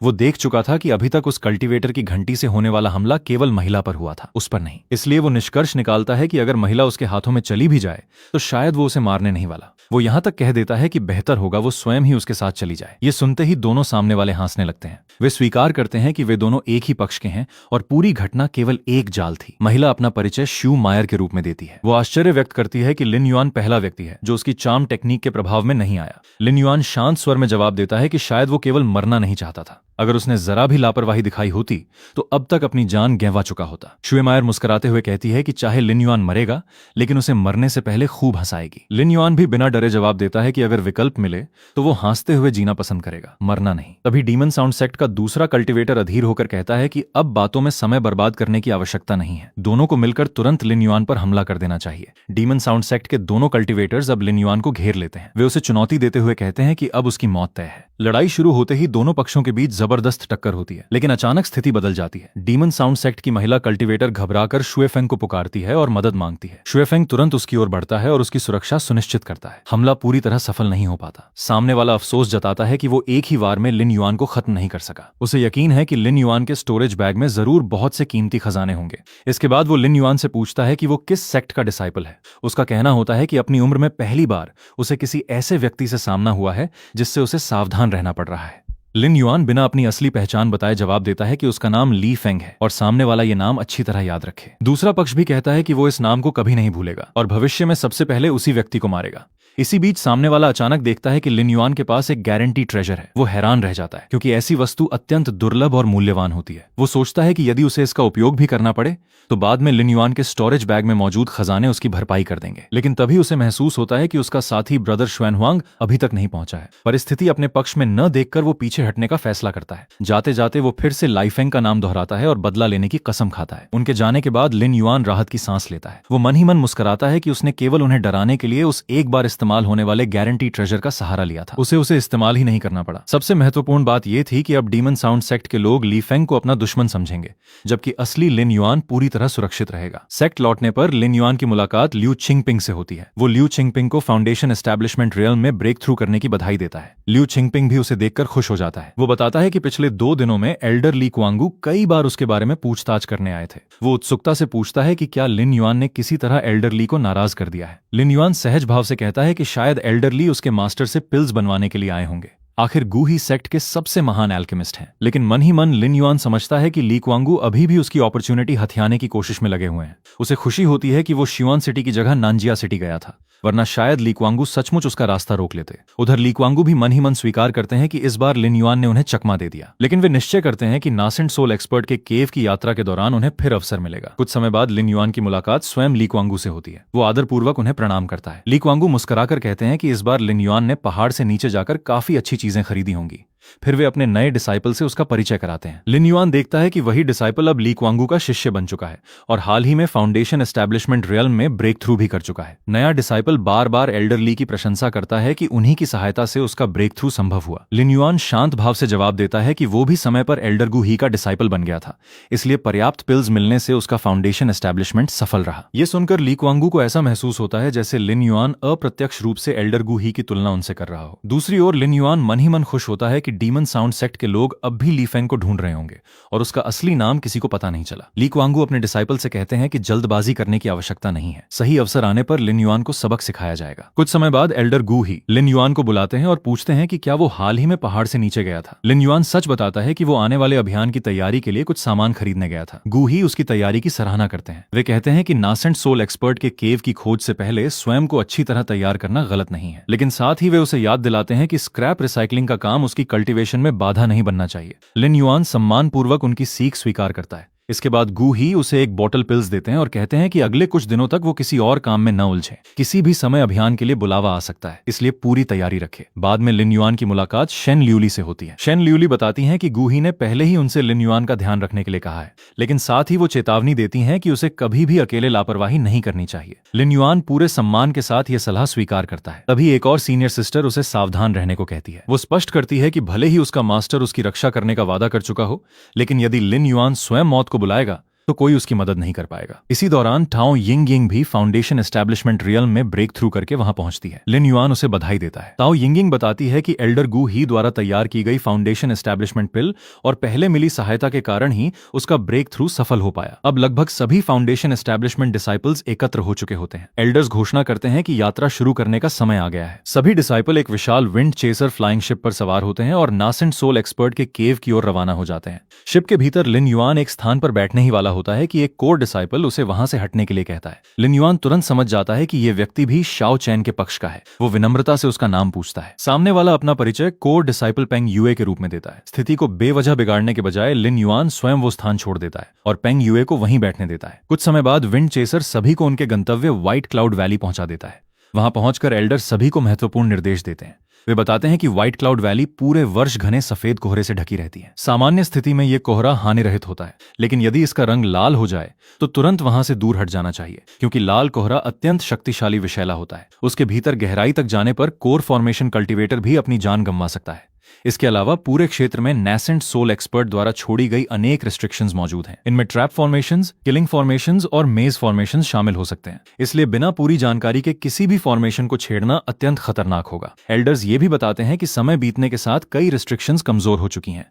इसी कारण कहीं कहीं केव के भीतर की वस्तुएं बाहर दिखाई देने लगी हैं और कुछ स्थानों पर लोग अचानक अंदर भी पहुंच सकते हैं।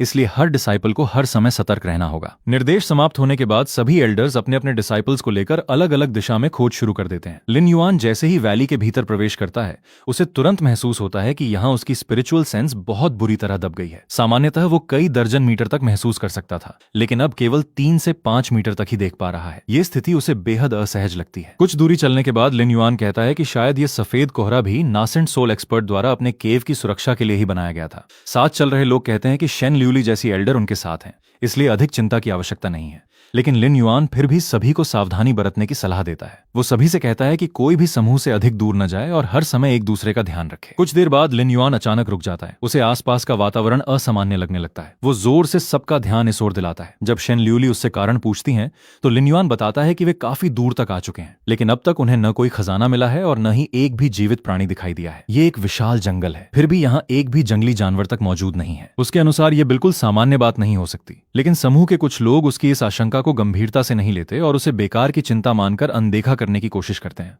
लिन युआन की बात सुनकर कुछ लोग उसकी बात को फिर भी गंभीरता से नहीं लेते। उनका कहना होता है कि इतनी खतरनाक जगह में जंगली जानवरों का न होना बिल्कुल सामान्य बात है, लेकिन लिन युआन दृढ़ता से कहता है कि यह बिल्कुल सामान्य नहीं हो सकता। उसके अनुसार जहां इतनी बड़ी अपॉर्चुनिटी छिपी हो, वहां स्पिरिट बीस्ट का होना स्वाभाविक है, लेकिन यहाँ एक भी साधारण जंगली जानवर तक दिखाई नहीं दे रहा। इसका केवल एक ही अर्थ हो सकता है, आसपास कोई अत्यंत शक्तिशाली अस्तित्व मौजूद है, जिसकी मौजूदगी से सभी जीवित प्राणी भयभीत होकर दूर रह रहे हैं। वो सभी को सतर्क रहने की सलाह देता है और चेतावनी देता है कि खतरा किसी भी समय सामने आ सकता है। लेकिन कुछ लोग उसकी बातों का मजाक उड़ाते हैं और कहते हैं कि वो ऐसे व्यवहार कर रहा है जैसे पहले भी यहाँ आ चुका हो। इसी बीच समूह को एक विशाल पर्पल डे लिली दिखाई देती है। उसे देखकर सभी चौंक जाते हैं। अनुमान लगाया जाता है कि ये कम से कम 3000 वर्ष पुरानी स्पिरिट हर्ब है। लिन युआन तुरंत पहचान लेता है कि पर्पल डे लिली 5वीं श्रेणी की स्पिरिट रिप्लेनिशिंग पिल का मुख्य घटक है। इतना ही नहीं, इसे सेवन करने से स्पिरिचुअल रूट्स और जन्मजात टैलेंट तक सुधर सकते हैं। अपनी कमजोर 5 स्पिरिचुअल रूट्स को याद करते हुए वो मन ही मन सोचता है कि अगर उसे ये दुर्लभ हर्ब मिल जाए तो उसका पूरा भविष्य बदल सकता है। ये ऐसी अमूल्य वस्तु है जिसे कृत्रिम रूप से उगाया ही नहीं जा सकता। समूह के सभी लोग उत्साहित हो जाते हैं और तुरंत उसे तोड़ने की बात करते हैं। शेन ल्यूली मुस्कुराकर लिन युआन से पूछती हैं कि क्या वो जाकर पर्पल डे लिली तोड़ना चाहेगा, लेकिन लिन युआन तुरंत मना कर देता है। उसे लगता है कि इतनी दुर्लभ स्पिरिट हर्ब के आसपास अवश्य कोई शक्तिशाली स्पिरिट बीस्ट पहरा दे रहा होगा। उसकी वर्तमान कल्टीवेशन ऐसी जगह सीधे जाने के लिए पर्याप्त नहीं है।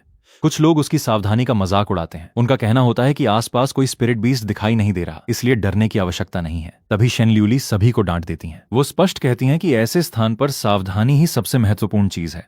वे सबको लिन युआन से सीखने की सलाह देती हैं और चेतावनी देती हैं कि लापरवाही करने वाले लोगों को अक्सर मरने का कारण भी समझ नहीं आता। आखिरकार सीनियर सिस्टर जाओ स्वयं पर्पल डे लिली लेने आगे बढ़ती हैं, लेकिन जैसे ही वो आगे पहुंचती हैं, अचानक जमीन के भीतर से एक विशाल जायंट पाइथन बाहर निकल आता है। शेन ल्यूली तुरंत लड़ाई के लिए तैयार हो जाती हैं और बाकी डिसाइपल्स को पीछे रहने का आदेश देती हैं। वो लिन युआन से कहती हैं कि जब तक वो इस स्पिरिट बीस्ट को रोकती हैं, तब तक वो बाकी सभी का ध्यान रखे। लिन युआन पूरे सम्मान से उनकी बात मान लेता है। लड़ाई शुरू होते ही लिन युआन स्थिति का ध्यानपूर्वक निरीक्षण करता है। उसे जल्दी ही समझ आ जाता है कि यह कम से कम 3रे स्तर का स्पिरिट बीस्ट है। उसकी चमड़ी इतनी मजबूत है कि शेन ल्यूली के लगातार हमले भी उसकी रक्षा नहीं तोड़ पा रहे। लिन युआन समझ जाता है कि यदि यह giant Python purple day lily की रक्षा में बैंधा न होता तो शायद अब तक कहीं और निकल चुका होता। स्थिति को देखते हुए वो सुझाव देता है कि सभी लोग धीरे धीरे पीछे हट जाएं ताकि लड़ाई की चपेट में न आए। लेकिन शेन ल्यूली की एक डिसाइपल उसकी बात का गलत अर्थ निकालती है। वो गुस्से में कहती है कि उनका मास्टर अकेले डीमन बीस्ट से लड़ रहा है और लिन युआन मदद करने के बजाय भागने की बात कर रहा है। लिन युआन मन ही मन उसकी सोच पर हैरान रह जाता है। उसे लगता है कि बिना स्थिति समझे भावनाओं में बहना सबसे बड़ी मूर्खता है। वो डिसाइपल बाकी जूनियर सिस्टर्स को भी अपने साथ लेकर शेन ल्यूली की सहायता करने दौड़ पड़ती है। जाते जाते वो लिन युआन को डरपोक कहती है। लिन युआन उन्हें रोकने की कोशिश करता है और चिल्लाकर कहता है कि हमला मत करो, तुरंत बचकर हट जाओ, लेकिन तब तक बहुत देर हो चुकी होती है। स्थिति इतनी खतरनाक हो जाती है कि शेन ल्यूली स्वयं अपने डिसाइपल्स को पीछे हटने का आदेश देती हैं। कुछ डिसाइपल कहते हैं कि वे अपने मास्टर को छोड़कर नहीं जाएंगे और अंत तक साथ लड़ेंगे। लिन युआन समझ जाता है कि यदि वे वहीं रुके रहें तो सभी की जान जा सकती है। वो जबरदस्ती उन्हें पीछे खींचने की कोशिश करता है। इसी दौरान वो एक डिसाइपल को थप्पड़ मार देता है ताकि वो होश में आए और पीछे हटे। वो डिसाइपल तुरंत शिकायत करने लगती है कि लिन युआन ने उस पर हाथ उठाया है। शेन ल्यूली भी गुस्से में कहती हैं कि यदि उसके अपने डिसाइपल उसकी बात नहीं मानते तो वो उन्हें नियंत्रित नहीं कर सकती। अंत में वो सबको वहां से पीछे हटने का आदेश देती हैं और कहती हैं कि पहले सुरक्षित स्थान पर जाकर आराम करेंगे। कुछ डिसाइपल दुखी होकर पर्पल डे लिली का जिक्र करते हैं, लेकिन शेन ल्यूली बिना रुके आगे बढ़ जाती हैं। दूर खड़े एक एल्डर ये सब देखकर मन ही मन सोचते हैं कि बाकी डिसाइपल भावनाओं में बह गए, लेकिन लिन युआन ने पूरे समय सबसे सही निर्णय लिया। उन्हें इतना प्रभाव पड़ता है कि वे मन ही मन सोचने लगते हैं कि काश लिन युआन उनका अपना डिसाइपल होता। इसी बीच अचानक पूरे क्षेत्र का सफेद कोहरा बदलने लगता है। देखते ही देखते वो ब्लड मिस्ट में बदल जाता है और तेजी से चारों ओर फैलने लगता है। सभी एल्डर्स तुरंत चेतावनी देते हैं कि सभी लोग ऊपर की ओर उड़ें। ब्लड मिस्ट बहुत तेजी से सिकुड़ रहा है और यदि कोई देर कर गया तो उसके बचने की संभावना नहीं होगी। लिन युआन भी तुरंत सभी को सावधान रहने के लिए कहता है। कुछ ही क्षणों में ब्लड मिस्ट अपनी असली शक्ति दिखाता है। वो आसपास के कल्टीवेटर्स की स्पिरिचुअल एनर्जी को निगलने लगता है। अचानक जूनियर सिस्टर लाई ब्लड मिस्ट की चपेट में आ जाती है और मदद के लिए चिल्लाने लगती है। उसकी साथी डिसाइपल तुरंत शेन ल्यूली से विनती करती हैं कि वे जाकर उसे बचाएं, लेकिन लिन युआन तुरंत शेन ल्यूली को रोकता है। वो याद दिलाता है कि ब्लड मिस्ट इतना खतरनाक है कि कोर फॉर्मेशन कल्टीवेटर्स तक उसमें मारे जा सकते हैं। यदि शेन ल्यूली भी अंदर चली गई तो परिणाम और भी भयावह हो सकते हैं। कुछ डिसाइपल लिन युआन की बात सुनकर भड़क उठते हैं। उनका कहना होता है कि जूनियर सिस्टर ली उनकी अपनी साथी है और उसे मरने के लिए नहीं छोड़ा जा सकता। लिन युआन शांत लेकिन कठोर स्वर में जवाब देता है कि अगर उन्हें इतना विश्वास है तो वे स्वयं जाकर उसे बचाएं। जब वे कहते हैं कि उनकी कल्टीवेशन पर्याप्त नहीं है तो लिन युआन उन्हें चुप रहने को कहता है। वो उन्हें याद दिलाता है कि पर्पल डे लिली के समय भी उन्होंने उसकी चेतावनी नहीं मानी थी। उसी लापरवाही के कारण शेन ल्यूली पहले ही घायल हो चुकी हैं। अगर अब भी वे भावनाओं में बहकर शेन ल्यूली को ब्लड मिस्ट में भेज देंगे तो आगे नेसेंट सोल एक्सपर्ट के केव की खोज कौन करेगा। वो साफ कहता है कि सेक्ट लीडर ने पहले ही ब्लड मिस्ट के खतरे के बारे में चेतावनी दी थी। यदि शेन ल्यूली भी उसमें मारी गई तो उसकी जिम्मेदारी इन्हीं लोगों पर होगी। एक डिसाइपल आंसू भरकर कहती है कि वो केवल अपनी जूनियर सिस्टर को मरते हुए नहीं देख सकती। शेन ल्यूली बीच में आकर लिन युआन से कहती हैं कि वो इतना कठोर व्यवहार न करे। उनके अनुसार उनकी डिसाइपल की नीयत गलत नहीं थी, लेकिन लिन युआन हल्की हंसी के साथ कहता है कि वो कोई ऐसा व्यक्ति नहीं है जो हर समय दूसरों की मूर्खता का बोझ उठाता रहे। यदि लोग बार बार चेतावनी सुनकर भी अपनी भावनाओं में बहेंगे तो उनके साथ रहना स्वयं अपनी मौत को बुलाना होगा। फिर वो शेन ल्यूली से कहता है कि अब बेहतर होगा वे अलग अलग रास्तों पर आगे बढ़ें। शेन ल्यूली उसे रोकने की कोशिश करती हैं। वो कहती हैं कि इस केव की वास्तविक खतरनाक स्थिति अब सभी देख चुके हैं। यदि लिन युआन उनके साथ रहेगा तो उसकी सुरक्षा अधिक होगी, लेकिन लिन युआन सम्मानपूर्वक इनकार कर देता है। वो कहता है कि इस केव का खतरा जितना भयावह है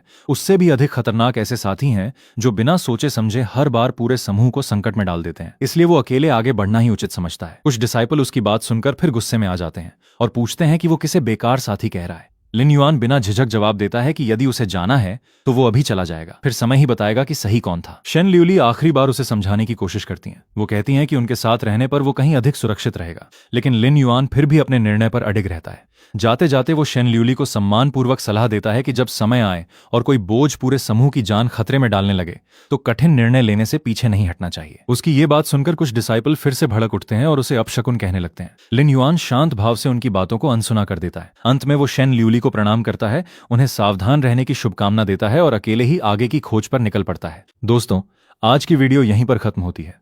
अगर आपको ये स्टोरी पसंद आई हो तो वीडियो को लाइक करना मत भूलिए। कमेंट नेक्स्ट पार्ट अगर आप इसका अगला भाग जल्द से जल्द देखना चाहते हैं। और ऐसे ही शानदार डोंग हुआ, मैन हुआ और कल्टीवेशन स्टोरीज के लिए सब्सक्राइब कर लीजिए इस चैनल को और बेल आइकन भी दबा दीजिए ताकि अगली वीडियो सबसे पहले आप तक पहुंचे। मिलते हैं अगली वीडियो में, तब तक अपना ख्याल रखिए। धन्यवाद।